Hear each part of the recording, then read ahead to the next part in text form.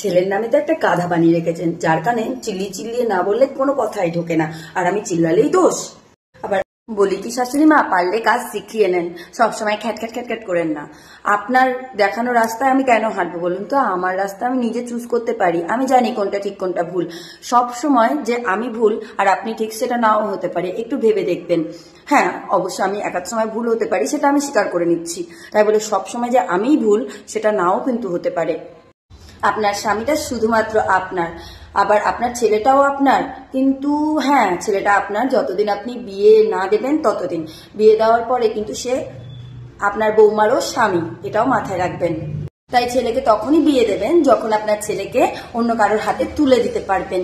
যেরকম আমার বাবা মা আপনার হাতে আমাকে তুলে দিয়েছিল, মানে আপনার ছেলের হাতে আমাকে তুলে দিয়েছিল, ঠিক সেই রকম। ও সরি, আমার বলতে আমি আমাকে বলছি না, ওই আমার মানে কি বলবো, আমার বন্ধু বান্ধবী যেরকম হয় না কেন, ওই মানে প্রত্যেকটা ছেলের বউয়ের কথা বলছি, শুধুমাত্র আমার কথা বলছি না কিন্তু। সেটা ভেবে আবার ভাববেন না যেন যে আমার বৌমা আমাকে কথা শোনাচ্ছে, না। প্রত্যেকটা ছেলের বউই এই কথাটাই বলতে চায় যে আপনার ছেলেকে তখনই বিয়ে দিবেন যখন আপনার ছেলেটা আপনার অন্য বাড়ি থেকে নিয়ে আসা ওই ছেলের বউটার সাথে থাকতে পারবে, বা আপনি থাকার সুযোগ দেবেন, তখনই দেবেন। ছেলেকেও আপনার করে রেখে দেবেন, আপনার হাজবেন্ডটাও আপনার। আর আপনার ওই ছেলের বউটা কি উড়ে উড়ে এসেছে? হ্যাঁ, তাকে তো নিয়ে আসতে আপনারাই গিয়েছিলেন। নিয়ে যখন এসেছেন অনেক কিছু সাথে নিয়ে, তখন এখন মানতে কেন অসুবিধা? আর সবকিছুতে কেন তার দোষ খোঁজা? তাকে মানিয়ে গুছিয়ে নিতে পারেন না? সেটা কি আপনার অক্ষমতা নয়? পরের বাড়ির থেকে আসা মেয়েটাই কি শুধু আপনাকে মানবে, বুঝবে, আপনাকে বোঝার চেষ্টা করবে? আপনার দায়িত্ব নেই যে আপনিও তাকে বুঝুন? পরের বাড়ির মেয়েটার দোষ ধরাটা খুব সোজা, কিন্তু নিজের ছেলের দোষগুলো দেখেন না। আপনি যখন ওই 25, 26, 27, 28 বছরের ছেলেটাকেও কথা শোনাতে পারেননি, তাহলে কি করে ভাবেন যে আপনার বউ খুব সুন্দর, যা বলে তাই শোনে আপনার ছেলে?